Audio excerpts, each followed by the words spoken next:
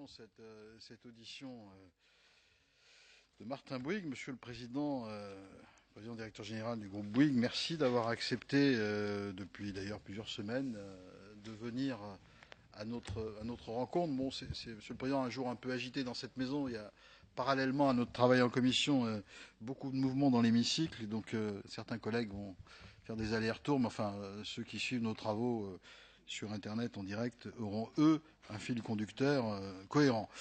Monsieur le Président, vous êtes parmi les grands entrepreneurs de ce pays. Vous êtes patron d'un groupe qui a su se lancer depuis de nombreuses années dans ce qu'on appelle la diversification, pour ne pas mettre tous les œufs dans le même panier. De la maison de maçon qui demeure, vous êtes allé sur la télévision, sur les télécoms,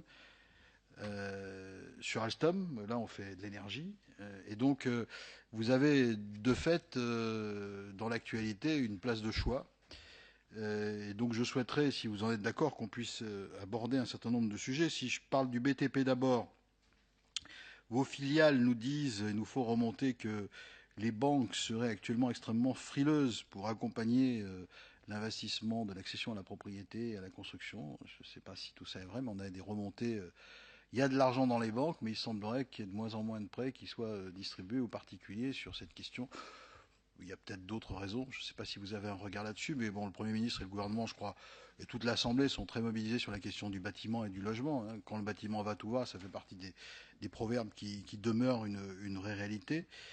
Il y a un autre sujet qui n'est pas tout à fait du ressort de notre commission, mais je pense qu'on peut quand même l'évoquer, puisque ce qu'on a appelé la convergence fait qu'aujourd'hui, ce qui est à la télévision peut aussi être sur la téléphonie avec la 4G. C'est l'avenir de LCI, chaîne info payante, qui se bat pour obtenir d'être, comme ses consoeurs, iTélé et BFM diffusés gratuitement. Donc peut-être que vous pourrez nous dire aussi quelle est l'évolution de ce dossier. Il y a la téléphonie où M. Sikani était notre invité il y a peu, et j'ai eu l'occasion de lui dire que son mandat avait commencé avec 3 opérateurs, qu'il risquait de finir avec 3 opérateurs. Je n'ai pas cité les 3 qui resteraient, mais vous êtes en situation, vous, actuellement, de mener des réductions significatives de dépenses avec un plan social annoncé. Vous êtes convoité par les uns et les autres. On parle de Free, on parle d'Orange. Vous avez depuis toujours dénoncé que le nouvel entrant cassait un petit peu le modèle économique. On peut se demander d'ailleurs si vous n'êtes pas en train de le faire aussi de votre côté sur le téléphone fixe. Enfin, ça fait partie des questions qui pourront vous être posées, sur lesquelles vous pourrez réagir. Et puis, il y a cette actualité que notre commission a largement suivie et commentée, qui est l'avenir de Alstom, avec finalement un atterrissage soutenu par le gouvernement et General Electric, avec un week-end où on a beaucoup parlé de vos négociations avec le gouvernement pour que votre participation au capital puisse demeurer pour partie et être achetée pour une autre partie. Voilà, une actualité, Monsieur le Président, extrêmement dense, intense, sur tous les fronts. Vous n'êtes épargné nulle part, mais vous avez quand même la clé de 3 solutions d'avenir. Et donc, à la fois en entrepreneur respecté, accompli et constant, on sait aussi que vous avez une parole assez libre et vous parlez assez cash, si je puis dire. Donc, je souhaite que cette audition puisse être l'occasion pour nous tous d'être dans la clarté la plus totale sur la manière dont vous voyez les différents avenirs que je viens d'évoquer, parce que tous nous paraissent très importants. Il n'y a aucun des secteurs sur lesquels vous êtes qui n'a pas, en termes d'emploi, de performance économique, sa raison de ne pas être choyé. Monsieur le Président, je vous laisse la parole. Monsieur le Président, Mesdames et Messieurs les députés, d'abord je voudrais vous remercier de votre invitation.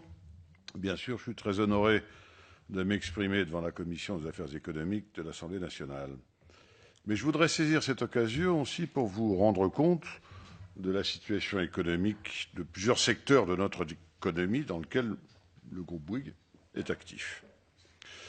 Sur les métiers traditionnels de Bouygues, la construction et les routes, nous disposons d'une très bonne visibilité sur l'activité pour l'année en cours, mais cela, c'est grâce à nos carnets de commandes, ce qui est rassurant, mais surtout nos carnets de commandes à l'international. Au premier trimestre, les prises de commandes dans nos activités de BTP sont en effet en baisse de 11% en France ce qui est important. Et nous ne voyons pas de signe d'amélioration sur le second trimestre. Nous attendons bien sûr beaucoup des dispositions que va prendre le gouvernement dans ce sens. Dans le domaine de la construction routière, il est traditionnel que les collectivités locales passent peu de commandes pendant la période électorale. Cependant, les appels d'offres auraient dû reprendre avec l'arrivée des nouvelles équipes municipales et là aussi, notre filiale Colas ne voit pas la reprise attendue. Nous attendons en conséquence une baisse significative des prises de commandes en France dans la construction et dans la route. Notre groupe parvient à compenser ces difficultés par de remarquables performances à l'international. Nous sommes présents dans plus de 60 pays, nous sommes actifs dans le monde entier où on nous confie la réalisation d'ouvrages de très grande ampleur faisant appel aux compétences exceptionnelles développées par les équipes de Bouygues. C'est heureux en termes économiques, bien sûr, même si pour des raisons évidentes, cela reste quasiment sans impact sur l'emploi en France, qui lui est évidemment plus touché par la situation française.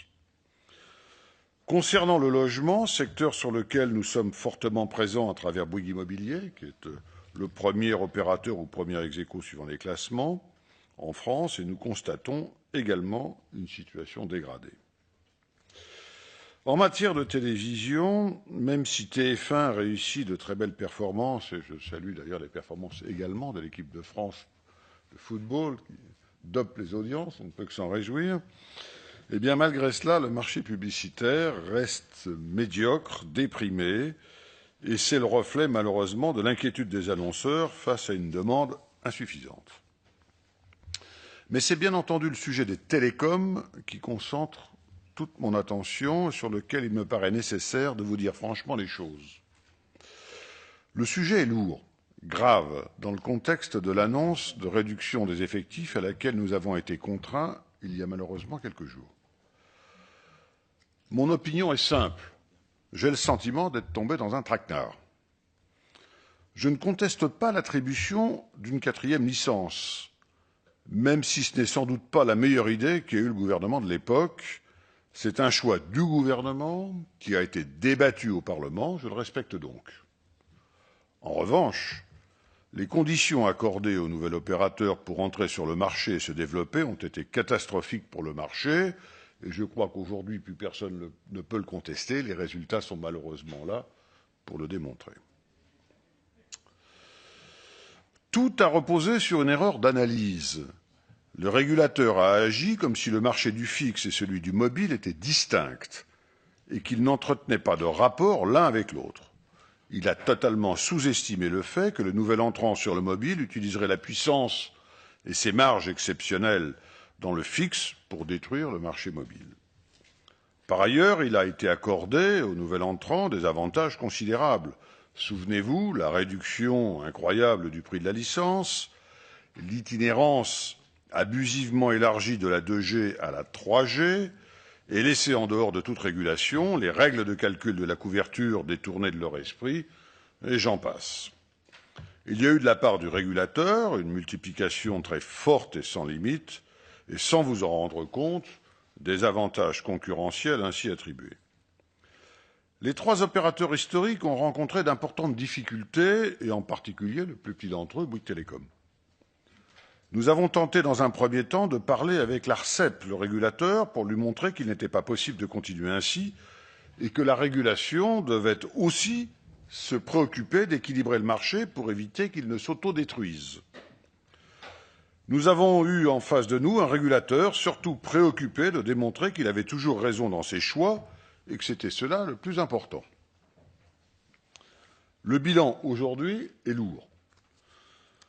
Aucun bilan chiffré, précis et exhaustif n'existe. J'estime pour ma part que sur la totalité de la filière télécom, ce sont probablement environ 50 000 emplois qui ont été détruits. Je constate que ce chiffre d'ailleurs est celui proposé par les syndicats. Je dirais que c'est probablement un cas unique depuis la Seconde Guerre mondiale pour un secteur qui, comme le secteur des télécoms en dehors des équipementiers, n'est pas soumis à la concurrence internationale. C'est quand même un drôle de choix.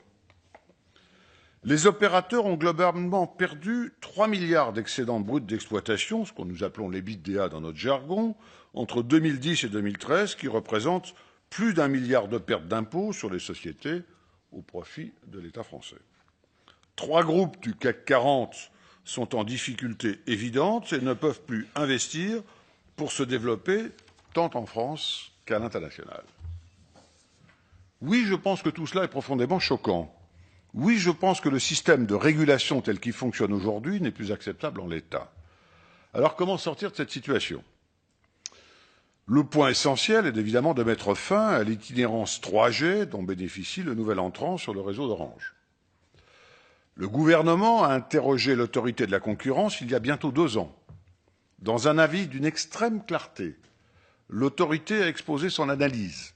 L'itinérance était utile et nécessaire à l'ouverture du marché, elle devient un danger si elle se prolonge sans limite. C'est bien le cas aujourd'hui.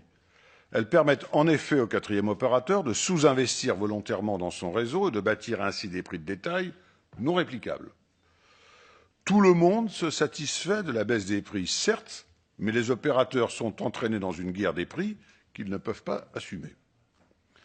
L'autorité de concurrence conclut son analyse en recommandant précisément que l'itinérance 3G soit progressivement éteinte par zone du territoire avec une logique simple. Quand Free prétend couvrir une zone, alors il n'a plus besoin du réseau d'Orange, l'itinérant doit donc naturellement stopper. L'autorité de concurrence a même pris soin dans son avis de bâtir une méthodologie qu'elle remet entre les mains de l'ARCEP en lui recommandant de s'en servir. Que s'est-il passé depuis? Rien. L'ARCEP a laissé cet avis comme une lettre morte. Nous avons écrit à plusieurs reprises au régulateur, l'ARCEP, pour lui demander ce qu'il comptait faire. Nous avons écrit en juin 2013, puis en février 2014. Savez-vous ce que fait l'ARCEP quand une entreprise lui écrit sur des sujets aussi importants d'organisation de son marché, alors que le marché est en crise, pour lui demander sa position et son action? Eh bien, c'est simple. Non seulement elle ne fait rien, mais elle ne répond même pas à nos courriers. Pas le moindre mot, le silence total. Je trouve ça parfaitement inacceptable. Il a fallu que nous portions tout cela devant le Conseil d'État pour que, curieusement, nous finissions par recevoir une réponse. Et savez-vous quelle est la réponse? L'ARCEP nous dit qu'elle n'est pas compétente sur l'itinérance et que si nous avons des choses à demander, il faut faire un recours devant l'autorité de la concurrence. Vous l'avez compris, c'est une espèce de retour à l'avoyeur. Moi, je considère qu'on se moque du monde. Un dernier mot encore concernant le régulateur. J'ai lu que s'exprimant devant vous il y a quelques jours, le président de l'ARCEP a déclaré en effet qu'il y avait sans doute lieu désormais de considérer le marché et de supprimer l'opérateur le moins important, Bouygues Telecom. Je le cite. Je suis évidemment extrêmement révolté et choqué par ces propos. Selon quels critères le président de l'autorité de régulation des télécoms juge-t-il que Bouygues Telecom est l'opérateur le moins important? Quel cynisme! Lui qui a été personnellement un régulateur militant du marché à 4, dont l'action a tout entière été dirigée par une seule idée, la défense du quatrième, quoi qu'il en coûte, lui qui a même nié et qui nie encore les insuffisances du quatrième, il dit aujourd'hui benoîtement qu'il faut revenir à 3. C'est pour le moins choquant. Mais de qui se moque-t-on? Nous verrons bien ce que réserve l'avenir, mais en tout état de cause, cette décision ne revient pas au président de l'ARCEP. Puisque je suis devant vous, les représentants de la nation, je voudrais en profiter pour vous faire une ou deux suggestions, si vous me permettez. Il se trouve que dans ma vie professionnelle, qui est maintenant malheureusement assez bien remplie, j'ai eu l'occasion de fréquenter d'autres régulateurs dans d'autres activités et dans de nombreux pays à travers le monde. Là où cela fonctionne le mieux, c'est là où le politique a imposé une régulation réellement économique, en exigeant des régulateurs la justification des choix qu'ils font et en les contrôlant. Les organismes de régulation doivent avoir recours à des cabinets privés, internationaux, spécialisés, renouvelés régulièrement par appel d'offres, et ils doivent conduire de vraies études avant de prendre des décisions structurantes, ça paraît évident. Quand je demande à l'ARCEP d'avoir connaissance des études préalable avant l'introduction d'une quatrième opérateur, on me répond qu'il n'y en a eu aucune. Eh bien, moi, je pense que tout cela est simplement terrifiant. et que si rien ne change, c'est bien inquiétant pour notre avenir. D'une manière générale, qui décide de quoi et en fonction de quels critères économiques? Est-ce que le gouvernement sous votre contrôle, vous les représentants de la nation, ou est-ce des organismes de régulation indépendants, jamais responsables, jamais coupables, pour paraphraser cette formule célèbre? En un mot, j'ai une question à vous poser. Qui régule le régulateur? Je voudrais enfin dire un mot sur le dossier Alstom, puisque vous l'avez évoqué. Nous sommes parvenus à un accord avec l'État. Je l'avais dit, nous n'étions pas vendeurs de nos parts dans Alstom, mais j'ai veillé à ce que nous puissions avoir un accord avec l'État qui permette à l'alliance avec General Electric de se réaliser tout en préservant les intérêts de Bouygues, car nous pensons qu'Alstom sortira renforcé après réalisation de ces opérations. Voilà, c'est les propos que je tenais à vous dire avant de répondre à vos questions, Monsieur le Président. Merci, Monsieur le Président. Merci d'avoir embrassé la totalité des sujets que j'avais évoqués dans mon introduction. Effectivement, l'expression de mes collègues sera certainement, elle aussi, assez large sur tous ces sujets, chacun faisant le choix de mettre l'accent sur tel ou tel. Je propose, chers collègues, qu'on essaye en 2 minutes chacun, parce que voilà, on n'a pas de prise de parole des groupes en tant que tel dans une audition de ce type-là. Monsieur Fasquelle pourrait commencer peut-être. Bien, merci, Monsieur le Président. Écoutez, je suis quand même surpris par ce que vous venez de dire. Alors, vous parlez cash, mais aussi vous parlez cash. Quand vous dites qu'Alstom va sortir renforcé de cette opération, c'est quand même une vaste plaisanterie. On sait très bien que les turbines à gaz ont été vendues, les turbines vapeur pour 100%, la maintenance, Thermal Services, à hauteur de 100% également. Donc, GE s'est emparé de ce qui l'intéressait dans General Electric, sauf peut-être l'activité grid qui reste dans Alstom. Enfin, la conséquence de cette opération, c'est quand même le démantèlement d'Alstom, le fait que General Electric s'est emparé des activités les plus intéressantes, laissant alors à Alstom, dont vous-même à hauteur de 30%, 100% de l'activité transport et 50% de l'activité grid, 50% de l'activité power et puis 50% de l'activité Nuke Steam France. Mais quand on regarde le résultat, c'est vraiment pas très glorieux. Et moi, je suis très inquiet quant à l'avenir de ce qu'il reste aujourd'hui d'Alstom, y compris la branche transport. Quelles sont d'ailleurs vos intentions à ce sujet? Vous avez un partenaire russe. Est-ce que la deuxième étape, ça n'est pas que ce partenaire russe s'empare en fait d'Alstom Transport?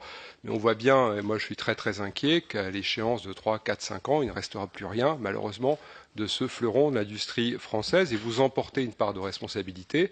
Alors vous dites que vous n'étiez pas vendeur, alors pourquoi vous n'avez pas investi? Pourquoi vous n'avez pas cherché d'autres solutions? Pourquoi vous n'avez pas fait en sorte que Alstom vive plutôt que d'en arriver à ce résultat? Moi je pense que vous étiez au contraire vendeur d'Alstom Énergie d'un côté, vendeur d'Alstom Transport de l'autre, pour récupérer l'argent que vous avez mis à un certain moment dans cette belle entreprise.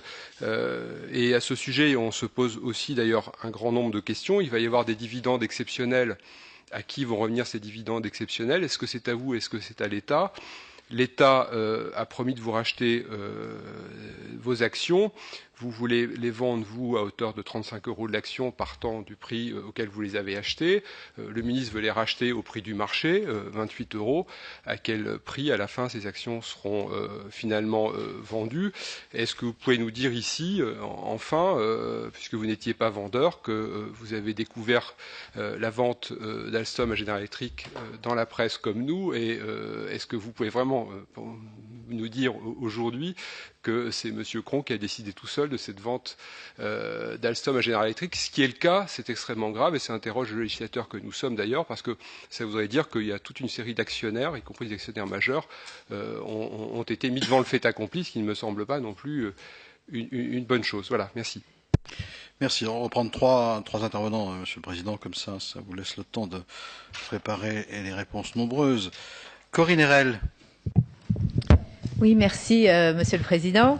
Donc moi je voulais évoquer à la fois les difficultés, je suis désolée, je suis arrivée un petit peu en retard, les difficultés que rencontre votre filiale Bouygues Télécom et effectivement l'évolution du marché des télécommunications qui peine à retrouver des relais de croissance depuis environ 2 ans et demi. Concernant la régulation, nous avions ici en commission des affaires économiques l'année passée produit un rapport sur la régulation demandant effectivement 2 choses. Un, pointant effectivement le manque d'études d'impact qui avait été faite à l'occasion de la décision d'octroi d'une 4e licence, mais également une demande de clarification des compétences en matière de télécommunications entre d'une part l'État et d'autre part le régulateur, mais également une demande de hiérarchisation des objectifs de la régulation. Donc ce point-là est important et j'aurais voulu vous faire réagir sur cet aspect-là. Deuxième aspect, comment avez-vous ou réagissez-vous aux dernières annonces de la Commission européenne sur les plafonds tarifaires ?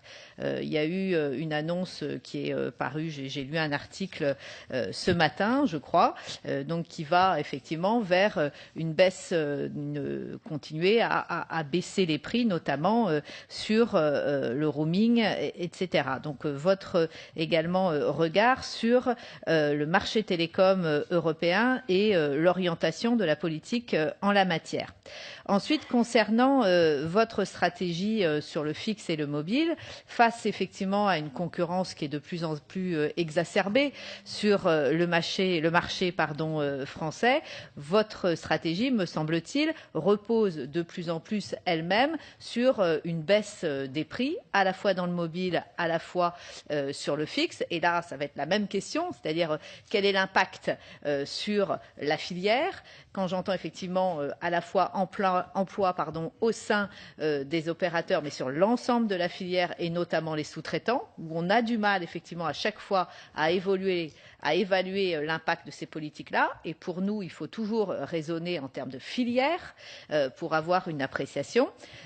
Comment expliquer également que le refarming 1800 n'est pas en quelque sorte réussi à produire des effets, en tout cas de relance et d'effets de levier sur le mobile.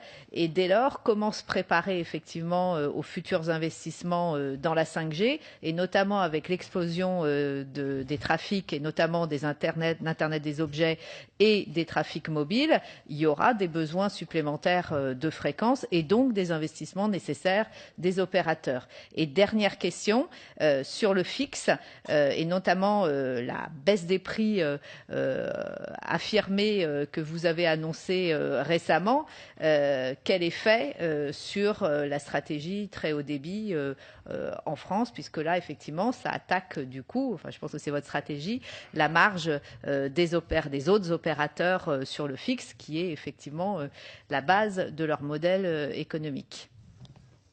La question, est-ce que vous êtes vendeur de Bouygues Télécom à un autre opérateur? C'est ça que vous voulez dire? Sinon, non, dans le prolongement, je la rajoute comme ça permet de l'évoquer. Jeannine Dubié. Merci Monsieur le Président, merci Monsieur le PDG du groupe Bouygues de venir devant nous et venir nous apporter un éclairage sur tous ces sujets.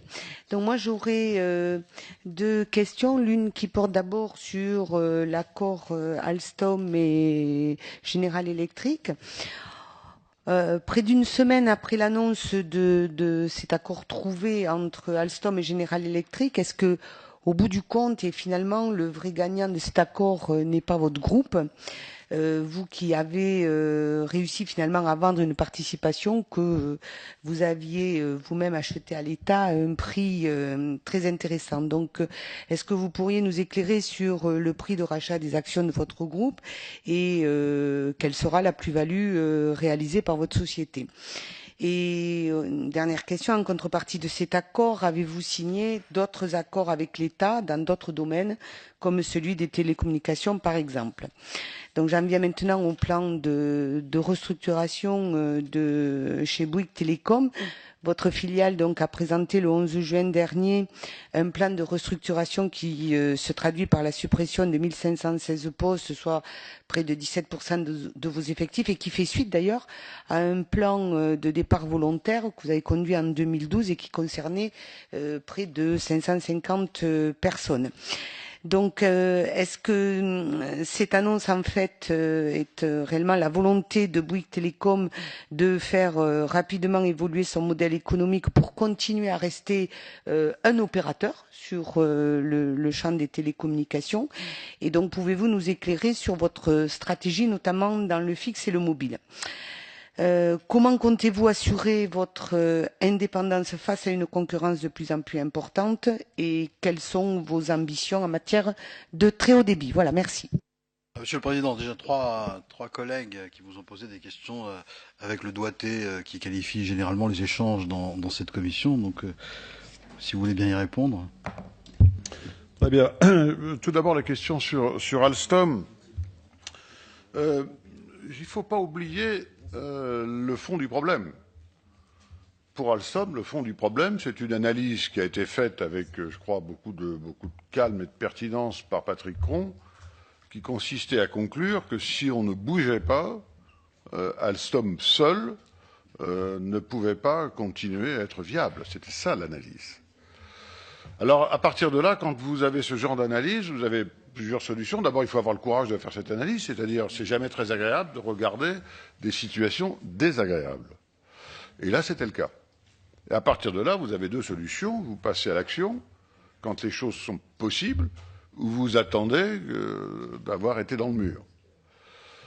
Par tempérament, Patrick Cron est un homme d'action. Vous l'avez reçu ici, vous le connaissez. Il a souhaité prendre les devants et rencontrer différents acteurs. Dans ces métiers-là, les grands opérateurs se rencontrent à l'occasion de conférences internationales et autres. Il connaît parfaitement le président de Mitsubishi, de Siemens, de General Electric ou d'autres. Il a commencé des discussions, nous en avons parlé, pas très très longtemps avant que ça fuite dans la presse aux États-Unis. Ça a été la discussion, la négociation avec General Electric, ça n'a pas duré des mois, ça a duré des jours, mais pas des mois. Ça a été assez rapide. Il a souhaité trouver la solution qui lui semblait, ou proposer au conseil d'administration, qui lui-même le proposera aux actionnaires en assemblée générale, trouver une solution qui préserve au mieux les intérêts d'Alstom en France. C'est le cas. Alors le gouvernement, à travers son action, a amendé cette négociation pour l'intensifier, préserver un certain nombre de champs, mais le Alstom en l'état, nous avons jugé, Patrick Cron et le conseil d'administration ont jugé qu'il fallait bouger, faute de quoi cette entreprise connaîtrait des très graves difficultés. C'était d'ailleurs la difficulté que nous avons rencontrée. Et moi, quand le gouvernement m'a dit, mais si les ventes, si Bouygues ne veut pas vendre ses titres au gouvernement, nous refuserons l'accord, moi, il m'a semblé que c'était une responsabilité qu'en tant que président de Bouygues, je ne pouvais pas accepter. Et donc, bien entendu, j'ai dit, écoutez, puisque vous le souhaitez, on vous mettra à votre disposition, on vous cédera les titres que vous souhaitez. Le gouvernement aurait très bien pu l'acheter au fil de l'eau par ailleurs. C'était une possibilité.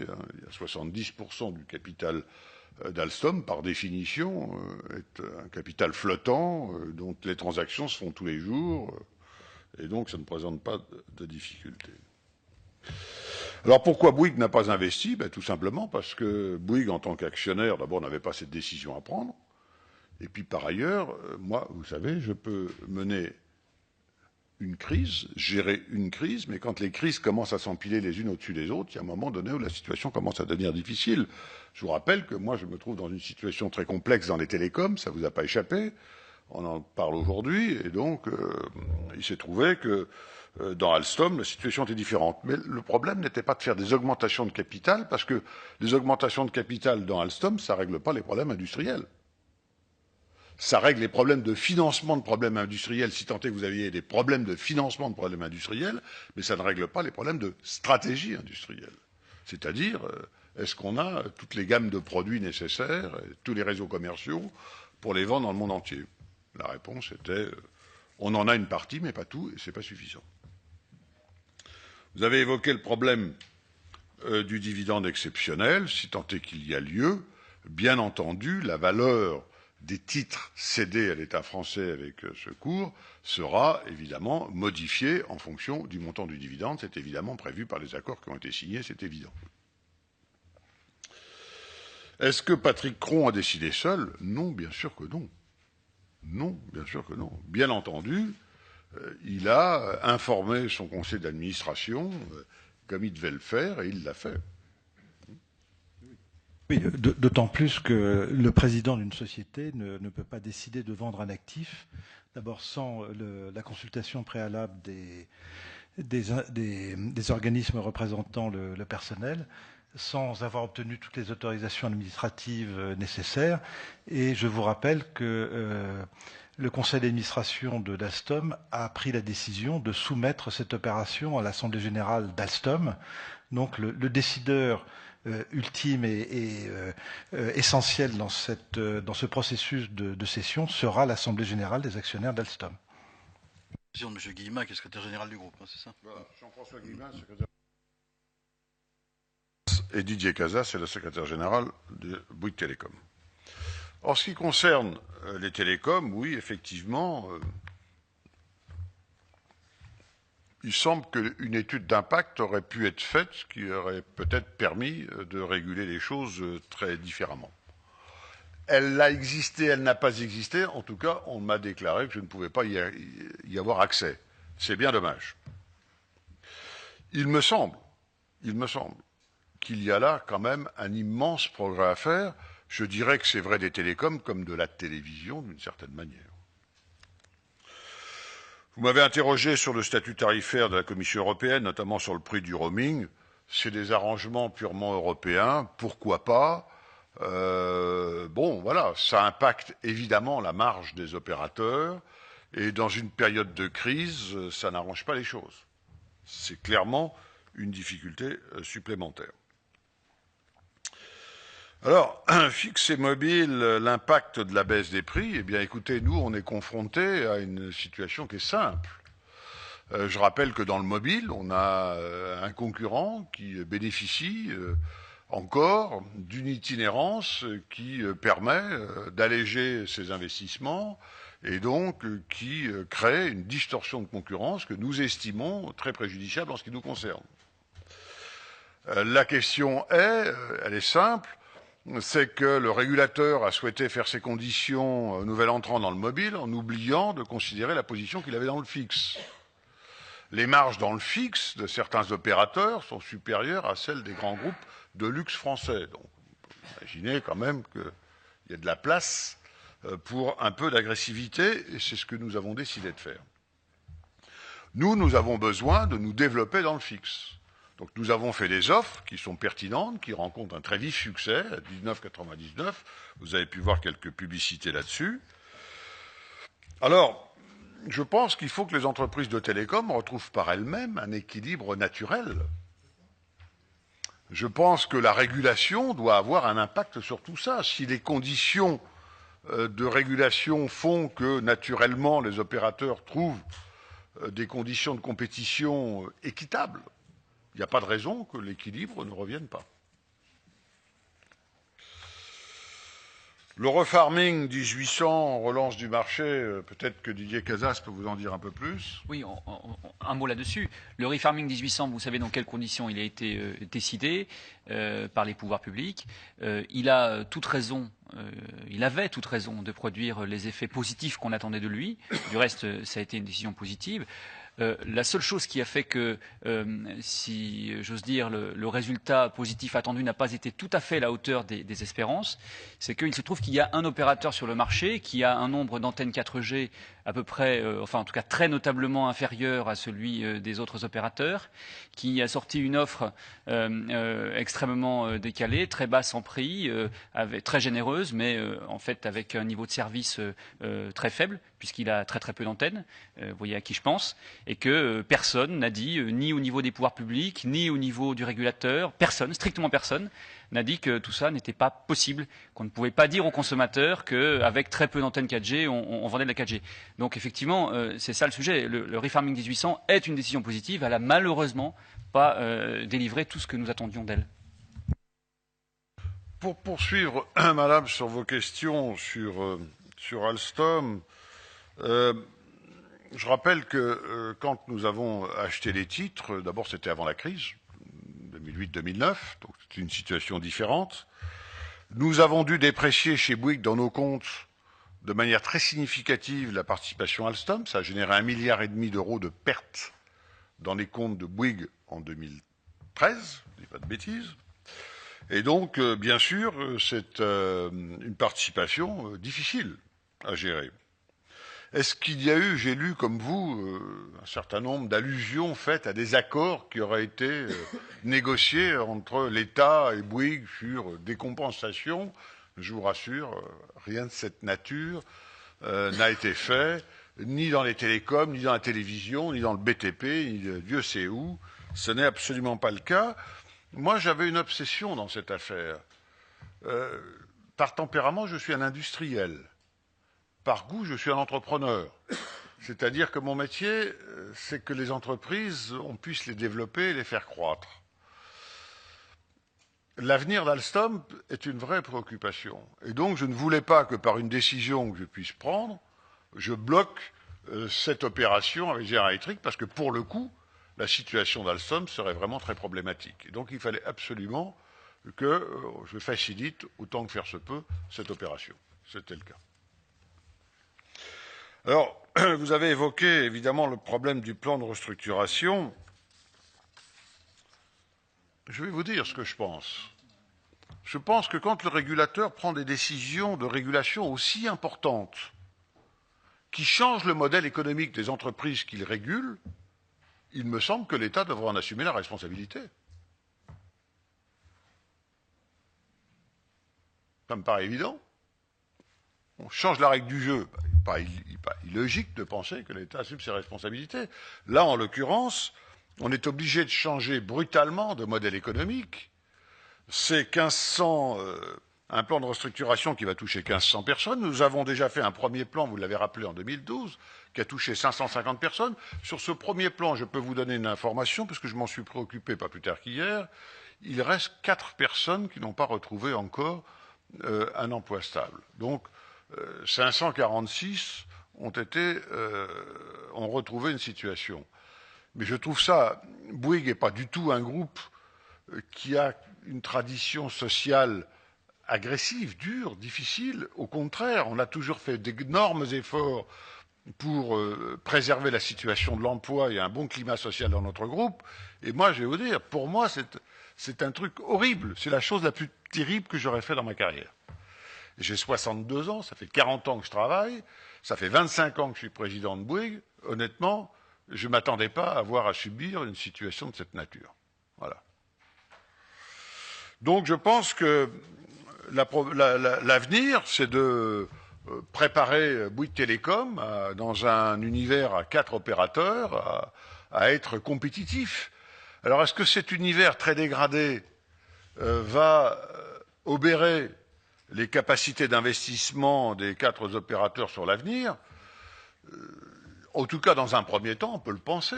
Bien entendu, j'ai évoqué les destructions de marge d'EBITDA des opérateurs, qui sont considérables, la perte de recettes fiscales pour l'État, qui est elle-même considérable.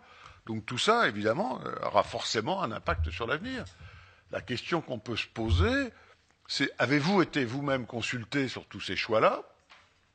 Comment ça fonctionne? Moi, je ne sais pas comment l'État fonctionne, mais je m'étonne. Je suis un peu surpris quand même d'une pareille violence, c'est incroyable.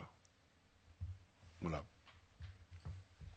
Merci, Monsieur le Président. Alors, je vais prendre la deuxième série de questions pour 2 minutes maximum, chers collègues. Frédéric Massat. Oui, merci Monsieur le Président. Moi, j'aurais une question qui concerne Télécom et une autre concernant Alstom. Pouvez-vous nous dire, le cas échéant ou pas, si vous avez une stratégie de rapprochement avec un autre opérateur ou pas actuellement. Et ensuite, je souhaiterais vous interroger sur le déploiement de la fibre, notamment sur les zones moins denses. Vous avez déclaré, me semble-t-il, qu'effectivement, vous seriez prêt à contribuer sur les réseaux publics, donc qui sont développés par les collectivités dans forcément des zones moins denses. Donc là-dessus, quel est votre plan? Et enfin, une question sur Alstom concernant le prix de rachat, puisque des chiffres ont été dits. Donc moi, je me permets de façon naïve de vous le demander. On a dit qu'effectivement, 28 € le cours actuel, vous n'étiez pas vendeur, que vous, votre prix, d'après ce que dit la presse, et moi je ne fais que relater, serait 35 €. Donc le juste prix serait lequel? Je vais d'abord répondre sur les télécoms. Le rapprochement avec un autre opérateur, écoutez, pour le moment, il n'y a rien de concret. Moi, si tel ou tel opérateur, mais M. Montebourg a fait une déclaration en ce sens, mais si tel ou tel opérateur veut faire veut étudier des solutions, pourquoi pas? Pourquoi est-ce que ce serait forcément Bouygues Télécom qui serait le dindon de la farce? En vertu de quel principe? Pourquoi? Simplement parce que la régulation l'a voulu comme ça, c'est quand même un choix un peu étrange. Donc, pour le moment, rien ne se fait dans ce domaine. Sur le déploiement de la fibre, je pense que peut-être on peut vous donner quelques informations complémentaires.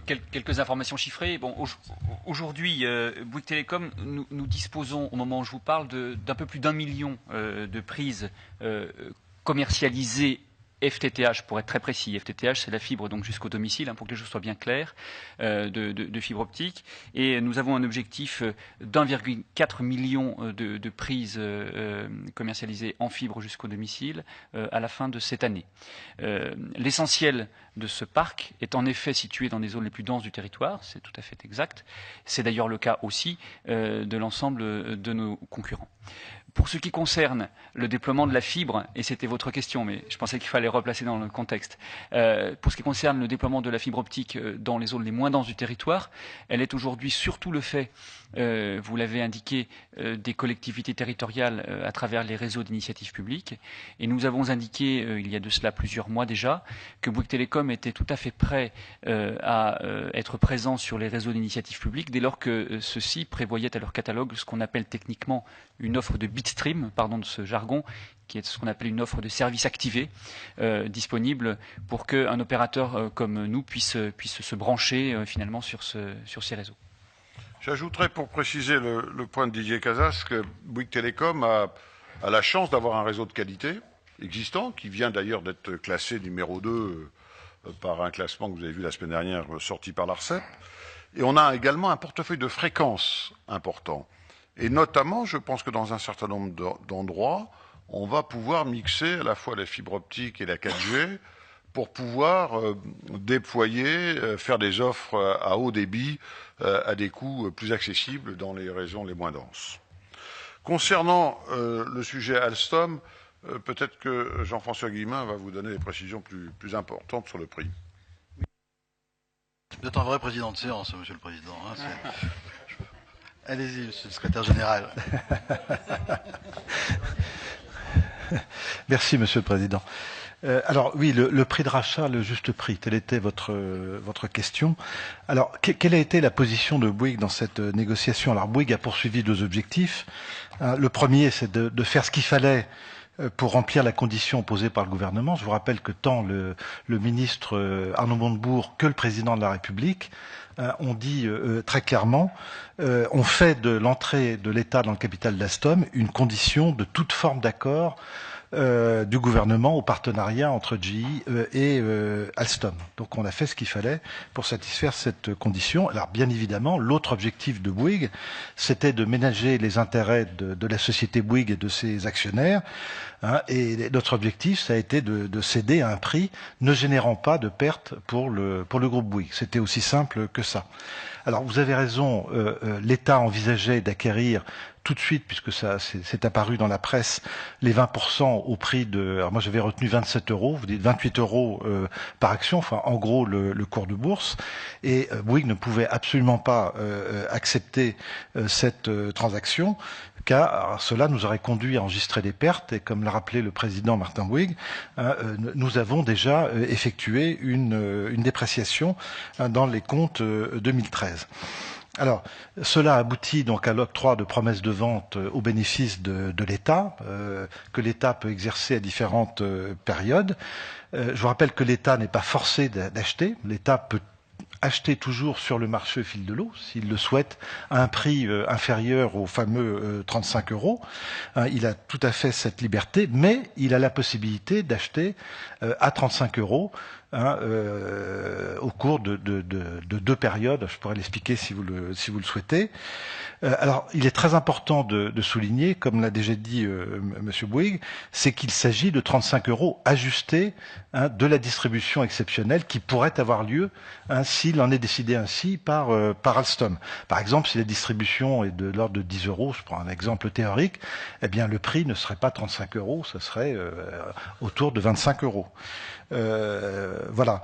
Et alors pourquoi cette somme-là? Alors les titres Alstom sont environ de 35 € dans les comptes de Bouygues. Et alors pourquoi 35 €? Parce qu'on a effectué des études financières conduisant à effectuer cette dépréciation, et ces études ont été confirmées par celles qui ont été faites par ailleurs, à la fois d'ailleurs j'imagine par les conseils d'État, les conseils de l'État et Alstom. C'est qu'on pense qu'après l'opération GE, le cours pourrait se situer aux environs de ces 35 €. Alors je répète, ajusté, toujours bien sûr. Et l'État décidera ou pas, mais il n'est pas aujourd'hui, il est tout à fait plausible que la valeur se situe à ce niveau-là. Voilà. Bien, alors si vous le permettez, je vais quand même donner la parole à l'ensemble des collègues et vous ferez des réponses globales ensuite parce qu'il y a des questions qui vont se recouper. Voilà, parce que sinon, effectivement, l'audition va être toujours passionnante, mais à 22h30, peut-être nous y serons encore. Donc, est-ce que je peux donner la parole à Jean-Luc Laurent? Volontiers, Monsieur le Président. Ce sera pour un autre sujet qui est en prise avec l'actualité. La Coupe du Monde de football, Monsieur le Président. Et un match commence en ce moment, qui n'est pas retransmis sur TF1, filiale de votre groupe. J'ai interpellé le gouvernement sur les conditions de la diffusion de la Coupe du Monde. Je profite de votre présence pour vous interroger également et comprendre la logique du point de vue de l'entreprise. Les Français ont découvert avec effarement que vous avez acheté les droits de cette compétition pour 130 millions d'euros avant de les revendre à Being Sport. Après les pouvoirs publics qui ont, de mon point de vue, échoué dans leur mission de régulation, c'est donc vous qui êtes responsable de la semi-invisibilité de cette compétition, ce qui est une première et c'est très regrettable. D'après les journaux, malgré cette revente, votre chaîne va perdre de l'argent dans cette compétition. Tout ça est parfaitement légal, évidemment, et tout ça est profondément absurde économiquement, de mon point de vue. Et au final, les téléspectateurs français sont les victimes de ce jeu de prestige, de surenchère et de communication. Lionel Messi et l'Argentine jouent en ce moment même, le match commence, TF1 ne diffuse pas. Pouvez-vous me dire quel est le sens de cette demi-diffusion pour TF1? N'avez-vous pas le sentiment de tuer la compétition que vous diffusez? Quel sens donnez-vous à cette acquisition-cession qui débouche sur une diffusion partielle, qui est même parfois désinvolte? Un événement de cette qualité mérite un diffuseur, Monsieur le Président Directeur Général, à la hauteur. Je n'ai pas l'impression, pour la Coupe du Monde, que ce soit le cas de votre chaîne, ni de celle de vos associés qataris qui ont inventé à cette occasion le low-cost à péage. Enfin, et on est dans le domaine de la communication et dans le domaine économique, au moment où vous contribuez à rendre la Coupe du Monde à moitié invisible, vous travaillez d'arrache-pied pour rendre visible LCI. Je suis vraiment très curieux de connaître votre point de vue et votre réponse. Alors, Marie-Noëlle Battistel. Oui, merci Monsieur le Président. Ce sera très rapide puisque ma collègue a déjà posé la question qui concernait votre plan de déploiement de prise fibre et également votre participation et intervention en zone peu dense pour limiter les inégalités entre les territoires. Vous y avez largement répondu. Et ma deuxième question était celle d'un éventuellement rapprochement avec un autre opérateur. Vous y avez également répondu. Donc j'ai les réponses que je voulais. Merci beaucoup. Très bien, merci de l'admettre. Audrey Linkenheld. Merci Monsieur le Président. Moi aussi, j'ai à peu près les réponses que je voulais sur le numérique et les télécoms, mais du coup, je vais peut-être en profiter pour poser une petite question, puisque vous y avez fait allusion concernant plutôt l'immobilier et le BTP, sujet qui m'est cher. Vous nous avez dit tout à l'heure que vous attendiez beaucoup du gouvernement. Or, depuis 2 ans, le gouvernement soutenu par le Parlement a introduit un nouvel outil d'investissement locatif, dont il vient d'annoncer d'ailleurs l'élargissement pour certaines métropoles, fait voter une première loi sur la cession des terrains publics pour produire du logement et le renforcement des obligations en matière de logement social, fait voter une deuxième loi, la loi Allure, qui régule et qui innove, notamment au plan de l'urbanisme. Vous étiez le rapporteur, enfin la rapporteure, pardon. Tout à fait. Au plan de l'urbanisme, ce qui permettrait de gagner du temps et là aussi de produire plus vite et plus, sans compter des ordonnances pour faciliter la construction, des mesures de simplification qui sont en cours d'application et de récentes annonces financières dans un contexte budgétaire que chacun s'est tendu. Donc ma question est très directe. Qu'attendez-vous ? Attendez-vous du gouvernement encore de nouvelles lois ou de nouveaux décrets en matière d'immobilier et de construction ? Si oui, lesquels ? Ou bien attendez-vous plutôt une mise en musique plus opérationnelle des mesures qui ont déjà été prises, ce qui passe plutôt dans ce cas-là par une stabilité juridique et surtout par une mobilisation sur tout le territoire des acteurs publics mais aussi des acteurs privés. Merci. Alors, Monsieur le Président, encore un peu de patience. J'ai 3 demandes de questions. Jean-Pierre Leroc. Merci Monsieur le Président. On prête certaines vertus au capitalisme familial, dont vous êtes, Monsieur le Président, directeur général, un fleuron national. Les entreprises familiales privilégient la durée. Elles sont plus réticentes, je vous ai entendu tout à l'heure, à supprimer les emplois. Et elles sont également très attachées à leur territoire, c'est-à-dire à leur pays et à son devenir. Mais si l'on regarde les difficultés de PSA avec l'appel à un investisseur chinois, ou celle d'Alstom, dont vous êtes le premier actionnaire, et qui doit faire appel à un investisseur américain, on peut se demander si ces entreprises familiales sont taillées pour la mondialisation. Bien sûr, il y a des contre-exemples, comme Michelin, qui arrive à concilier actionnariat familial et leadership mondial. Donc je souhaiterais entendre votre point de vue sur cette question de la place du capitalisme familial dans la mondialisation. Merci. Michel Sordi. Merci, Monsieur le Président. Monsieur Bouygues, vous disiez tout à l'heure, le BTP, moins 11%, croyez bien que on le regrette tous. Je parle là comme maire, je suis maire d'une commune en Alsace, et c'est vrai que aujourd'hui, les communes aussi traversent une période difficile. Les communes aussi ont des baisses de dotation. Les communes aussi supportent la crise. Mais je pense que les maires que nous sommes, et nous sommes plusieurs ici, sommes attentifs à maintenir le niveau d'investissement pour 2 raisons. D'abord parce qu'il y a toujours des besoins à satisfaire, bien sûr, pour nos concitoyens. Et deuxièmement, on sait pertinemment que derrière, c'est des emplois et des emplois de proximité. Donc, au travers de nos investissements, on équipe notre commune ou notre collectivité. En même temps, on maintient l'activité. Sachez simplement que les maires sont conscients et qui font tous les efforts qu'il faut pour essayer de maintenir leur niveau d'investissement. Petit 2, je me permets juste une allusion pour Madame, qu'est-ce qu'on attend pour repartir? Je crois qu'aujourd'hui, bien sûr, on a besoin de simplification, ça a été dit, puis surtout de retrouver un peu la confiance. Et si aujourd'hui il n'y a pas d'investissement, c'est parce qu'il y a une crise de confiance, c'est parce qu'aujourd'hui, le couple qui veut investir, s'il y a difficulté sur l'emploi de l'un ou de l'autre, eh ben on attend, et à force d'attendre tout le monde, personne n'achète, personne n'investit. Donc il faut retrouver un climat de confiance et un peu de sérénité dans les variations des taxes, des impôts, etc. Je crois que c'est le gros déficit qu'on a aujourd'hui.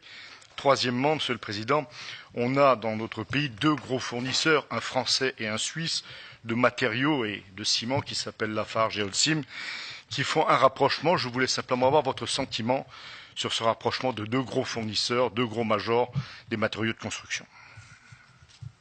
Merci. Laurence Dumont. Merci, Monsieur le Président. Monsieur le Président, je suis député du Calvados et je vais vous poser une question qui peut paraître un petit peu décalée par rapport à tous les sujets qui ont été évoqués. Vous savez qu'on a vécu il y a quelques semaines un 70e anniversaire du débarquement qui a marqué les esprits et le devoir de mémoire et de transmission aux jeunes générations a été au cœur de ces cérémonies. Or, il se trouve que dans les Ardennes, à Revin, il y a un pont qui est fait avec des passerelles qui viennent du port artificiel d'Arromanches, du port qui avait été fabriqué. D'ailleurs, il y avait un reportage extraordinaire hier sur la chaîne parlementaire expliquant la construction de ces passerelles et de ce port artificiel d'Arromanches. Or, votre entreprise a été choisie par le Conseil général des Ardennes pour remplacer ce pont, qui s'appelle le pont Saint-Nicolas, dans la commune de Revin. Et voilà, donc vous avez gagné le marché, c'est parfait, tant mieux pour vous. La question, c'est qu'une des passerelles a déjà été déposée lundi dernier. Il en reste 3 qui vont être déposées en septembre. Et vous imaginez bien que comme député de Normandie et député du Calvados, j'ai du mal à imaginer que ces passerelles puissent partir à la ferraille, ce qui aujourd'hui est prévu. Alors, je vous dis que le prix à la tonne ne rapporte pas grand-chose, hein. J'ai eu d'ailleurs un de vos collaborateurs qui m'a éclairé sur le sujet. Mais la question, c'est, je ne vous demande évidemment pas une réponse immédiate et je vous laisserai un courrier, c'est est-ce que je peux compter avoir votre appui au moins pour m'aider à porter cet ambitieux projet, sachant qu'il ne reste que quelques unités de ces passerelles. Il y en avait des centaines dans le port artificiel d'Arromanches, il en reste quelques unités en France. La moindre des choses, ce serait de trouver les voies et moyens pour rapatrier un certain nombre de ces passerelles qui, après-guerre, avaient été transportées d'Arromanches jusqu'au fin fond des Ardennes pour aider à la construction de ponts nécessaires à l'époque et qui maintenant, pour ce fameux devoir de mémoire, je crois, serait utile au moins quelques unités à rapatrier en Normandie, les collectivités locales, etc., bien évidemment, faisant leur devoir. En tout cas, je vous laisserai un courrier, mais si vous pouviez me donner un petit peu votre sentiment déjà à froid, je vous en remercie par avance, Monsieur le Président. Merci, chers collègues. Vous voyez, Monsieur le Président, on n'est jamais déçu quand on vient dans cette commission. On peut faire un tour d'horizon de toutes sortes de sujets. Le foot, le logement, les infrastructures, le ciment. Excellente question sur le ciment, parce que c'est vrai qu'il y aura de moins en moins de concurrence dans les offres pour les bâtisseurs. Moi, j'ai une dernière question. Je relais en cela la pensée de André Chassaigne, qui est justement à Cuba, je crois, sans faire... et la question a été posée. Non, mais parce que... Justement, je vais expliquer pourquoi. Laissez-moi terminer. La question a été posée au ministre qui n'a pas répondu effectivement l'autre jour, peut-être était-ce prématuré. Il se retrouve que Alstom gère à Cuba une bonne partie des prestations en matière d'éclairage, je crois, et d'électricité. Et donc la question qu'il a posée, c'est est-ce que l'accord avec GE va nous faire un syndrome BNP qui fait que, puisque c'est Cuba et qu'il y a un embargo, est-ce que ça va poser des problèmes dans ce contrat? Vous n'avez peut-être pas la réponse, mais enfin c'est une question qui se pose en effet. Donc je me permets de vous le signaler en tout cas, pour que peut-être demain vous puissiez obtenir une réponse, sait-on jamais. Monsieur le Président, voilà, vous avez beaucoup de questions, vous avez sûrement des réponses. Très bien. Sur la télévision... c'est dans ces gros contrats de Coupe du Monde, c'est l'usage de partager l'achat de droits à travers plusieurs opérateurs. Il s'est trouvé que quand il a fallu négocier le prix d'acquisition des droits, c'est TF1 qui a été en première ligne, et puis après, contrairement aux fois précédentes, le service public n'a pas souhaité être partie prenante pour des raisons que je ne connais pas. Je ne suis pas suffisamment au courant du détail de tout ça. Non, Paolini pourrait vous donner ça beaucoup plus en détail que moi, mais c'est l'usage. C'est la manière dont ça se passe d'habitude. La raison, elle est simple, c'est qu'on ne peut pas non plus saturer l'écran de TF1 avec des diffusions de foot en permanence, parce que voilà, il faut qu'on se partage à plusieurs opérateurs. Les prix sont ce qu'ils sont, hein. C'est une compétition mondiale, les prix sont très élevés, ça a été négocié il y a longtemps, hein. J'ai plus ça en tête. Oui, enfin c'était du temps de Patrick Lelay, donc président, donc c'est assez ancien. C'est d'ailleurs la dernière Coupe du Monde qui faisait partie de cette négociation-là, et ça a été difficile de retrouver un partenaire financier pour porter avec nous cette charge très importante. Vous l'avez noté, ça génère des pertes pour TF1. Il faut bien comprendre qu'entre le moment où ces accords ont été négociés, c'était avant la crise, que le monde a été profondément bouleversé depuis, les équilibres économiques beaucoup changé, et donc c'est difficile. Je note toutefois que les audiences sont meilleures que celles de la Coupe du Monde précédente, alors que la concurrence est plus vive. Donc c'est plutôt bon signe, ça prouve qu'il y a un intérêt réel pour les Français. Alors évidemment, vous me dites, c'est une chaîne payante qui partage la diffusion avec TF1 et que donc, de ce fait, un certain nombre de téléspectateurs ne peuvent pas y participer. Oui, je constate comme vous, mais moi, voilà, je suis pas, j'ai pas la réponse à toutes les questions. Je pense que, en tant qu'actionnaire de référence de TF1, on doit être très attentif à l'avenir de cette chaîne. Vous savez que nous sommes actuellement dans un environnement très perturbé. Les recettes de publicité sont très mauvaises. Le marché est mauvais. La confiance des annonceurs dans leur capacité à vendre des produits est faible. Et donc, pour le moment, le marché n'est pas bon. Vous avez évoqué le cas d'LCI. Sur LCI, oui, bien sûr, on est à la croisée des chemins et nous pensons que, personnellement, j'ai été un des pères fondateurs d'LCI. J'ai pris cette décision avec Patrick Lelay et Étienne Moujotte, il y a 20 ans exactement. Et je ne le regrette pas parce qu'on avait un certain nombre d'objectifs. Il s'est trouvé qu'on n'a jamais pu être diffusé correctement et donc on n'a jamais pu avoir une exposition, comme l'on dit, de LCI que l'on aurait dû avoir pour pouvoir faire de LCI un vrai succès. Les raisons sont multiples, on ne reviendra pas là-dessus, mais la vérité, c'est qu'aujourd'hui, il faut absolument qu'on puisse offrir à LCI une exposition normale pour que cette chaîne trouve sa place normalement dans le paysage audiovisuel français. En ce qui concerne l'immobilier et le BTP, qu'est-ce que nous attendons ? Chère madame, nous attendons que le marché reparte. Il y a un certain nombre de dispositions qui ont été prises. La question, c'est de savoir est-ce que ça va produire un effet, est-ce que ça va pas produire d'effet. Il s'est trouvé que, quand j'étais jeune, j'avais un premier métier que j'ai adoré, c'était construire des maisons individuelles et les vendre. Et donc, c'est un marché que je connais bien, et je connais bien les clients. Pour que l'immobilier marche, il faut qu'il y ait un ensemble de conditions qui soient réunies. Il faut qu'il y ait du foncier à un coût abordable et suffisamment abondant pour que les coûts ne montent pas. Il faut que les acquéreurs puissent trouver des conditions de prêt et des conditions avec l'État qui permettent d'abonder un peu l'accession à la propriété qui se fasse dans de bonnes conditions. Et il faut que les gens aient confiance dans leur propre avenir. Vous n'allez pas vous endetter pendant 20 ans si vous avez une crainte pour votre propre emploi. Et donc, il faut bien reconnaître que la période actuelle, de ce point de vue, n'est pas très encourageante. Donc, j'espère qu'il faut utiliser tous les leviers à notre disposition.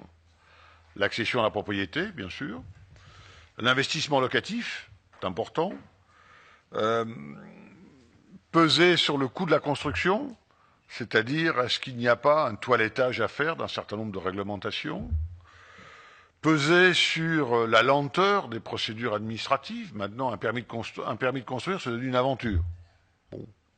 Est-ce bien raisonnable ? Etc., etc. Et je pense que c'est beaucoup de petites choses mises les unes au bout des autres qui remettront la machine en route. Je crois que le président de la République avait, pendant sa campagne, affiché des objectifs ambitieux en matière de construction de logements, et je pense qu'il avait raison. Eh bien, on en est loin, et je pense que j'attends de ces nouvelles mesures qu'elles remettent le marché sur les rails, et moi, personnellement, je suis confiant. Je pense que le logement, c'est un contrat de confiance entre les acheteurs, les loueurs, c'est tout un marché. Et donc, il faut rebâtir ce climat de confiance. Monsieur, vous avez évoqué le problème du capitalisme familial. Qu'est-ce qui le caractérise ? Je pense qu'une caractéristique du capitalisme familial, c'est de considérer que dans une entreprise, la chose la plus importante, ce sont les équipes d'hommes et de femmes qui constituent l'entreprise. Quelles valeurs voulons-nous partager ? Comment voulons-nous fonctionner les uns envers les autres? Quelles règles voulons-nous préserver? Et c'est ça ce qui fait la force d'une entreprise.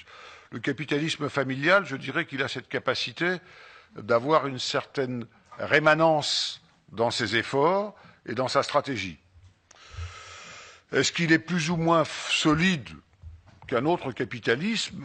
Il est solide dans la mesure où on ne lui fait pas traverser des tempêtes qu'il n'est plus capable d'assumer.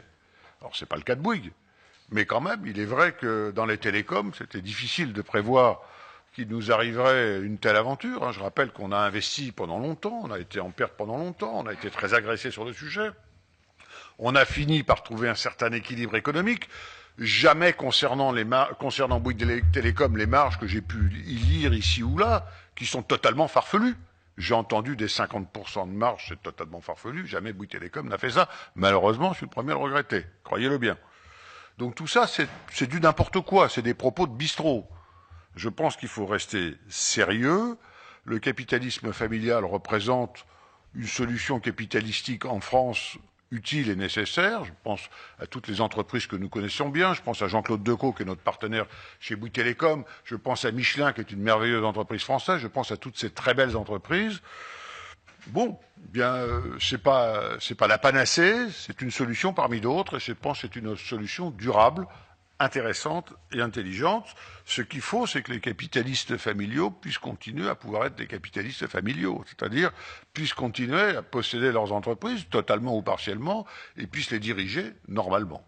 Ça me paraît très important. Voilà ce que je voulais dire sur le sujet. C'est évidemment un sujet auquel je suis très attaché. Bouygues, aujourd'hui, a été créé il y a 62 ans, et je crois qu'à cette caractéristique originale de n'avoir eu que 2 présidents en 62 ans, ce qui n'est pas beaucoup. C'est assez unique, je crois. Voilà, c'est un peu rare. Alors, vous avez évoqué l'importance du BTP dans la vie de vos communes. C'est pas moi qui vous dirai le contraire, bien sûr. J'ajouterai une chose. Il ne faut jamais oublier qu'une économie ne peut pas se développer sans infrastructure. Ça n'existe pas. Et je pense que de nombreux pays à travers le monde l'ont compris, certains pays ne l'ont pas compris et n'arrivent pas à développer facilement leur économie. Je pense à l'Inde particulièrement, qui n'a pas suffisamment encore investi dans ses infrastructures et a du mal à développer son économie suffisamment comme il l'aimerait parce que précisément ces infrastructures ne sont pas à la hauteur. Donc je pense que de toutes les manières, un pays moderne comme la France a un évident besoin de développer naturellement ses infrastructures de toutes sortes. Et de ce point de vue, nous sommes évidemment un opérateur et un acteur à la disposition des collectivités territoriales et de l'État pour le faire, bien sûr. Vous avez évoqué le problème de la situation des fournisseurs de matériaux. Je me réjouis d'abord de voir qu'une grande entreprise comme Lafarge devient un leader mondial dans son métier, producteur de ciment. Il appartient aux régulateurs type autorité de la concurrence française ou européenne de s'assurer que le niveau de compétition est suffisant pour que les prix restent compétitifs sur le marché du ciment. Je suis certain que ça doit être le cas, mais je me réjouis malgré tout de voir que on crée un grand opérateur mondial dans une matière première importante, le ciment. L'acier, malheureusement, la France est un peu sortie du jeu, l'aluminium également. Je me réjouis de savoir qu'elle peut le rester dans le domaine du ciment. C'est plutôt, je crois, une bonne nouvelle. Voilà. En ce qui concerne la passerelle normande, chère madame, je n'ai pas la moindre idée de ce dont on parle. Est-ce que c'est 1 tonne? Est-ce que c'est 1000 tonnes? Bon, il faut... Pardon? 40 tonnes la passerelle. Bon, il faut regarder, savoir de quoi on parle, dans quel état elles sont, est-ce que ça se démonte pas, est-ce que ça se transporte pas. Je vous propose de regarder le sujet avec mes collaborateurs, que nous puissions en reparler, et je vous tiendrai informé. Enfin, concernant, Monsieur le Président, Cuba, je vais poser la question à Alstom de savoir est-ce que ça va changer quelque chose mais peut-être que Jean-François a des informations. Oui, vous savez que Bouygues est présent dans 80 pays, donc ces législations ayant pour objet des embargos, ce sont des choses avec lesquelles on vit je dirais presque au quotidien. C'est toujours très compliqué. Donc je ne suis pas capable de vous répondre s'agissant des activités d'Alstom, mais par exemple s'agissant de Bouygues, nous travaillons à Cuba depuis de nombreuses années, nous travaillons aussi aux États-Unis et nous bénéficions nous le faisons en étant dans le champ d'application d'une exception délivrée par le président des États-Unis lui-même. C'est dans la législation américaine, c'est comme ça. Il y a un décret présidentiel nous permettant aux entreprises européennes de travailler dans ces activités-là à Cuba, là c'est le bâtiment, et aussi de travailler aux États-Unis. Donc, s'agissant d'Alstom, il faut faire un peu d'exploration législative et réglementaire pour répondre précisément à cette question. Voilà, je pense qu'aussi le gouvernement français aura certainement son mot à dire dans les relations avec General Electric, mais c'est vrai que Cuba, je crois, doit avoir des centrales Alstom. Oui, absolument, ça je vous le confirme. Et puis comme on a des liens d'amitié et que notre groupe d'amitié parlementaire est en relation, la question était posée, c'est pour ça que je me faisais le relais. Je suis aussi membre de ce groupe, d'ailleurs, d'amitié. Et c'est vrai que c'est un point important de savoir si Alstom pourra conserver ses prestations dans ce cadre-là. Mais bon, on posera la question aussi directement à General Electric. Comme ça, on aura peut-être une réponse complémentaire. Merci. Merci, Monsieur le Président. Merci à vos collaborateurs de vous avoir accompagné. Pardon un peu de cette audition qui est victime à la fois d'autres activités dans la maison, mais qui était très attendue. Et je pense qu'on n'a pas été franchement déçus par la clarté de vos réponses, en tout cas. Et Monsieur Sidi Canune, il nous regardait avec attention, mais il est habitué à ce qu'ici, on ne dise pas toujours du bien du régulateur. Voilà. Merci. La séance est levée. Mesdames, Messieurs, merci.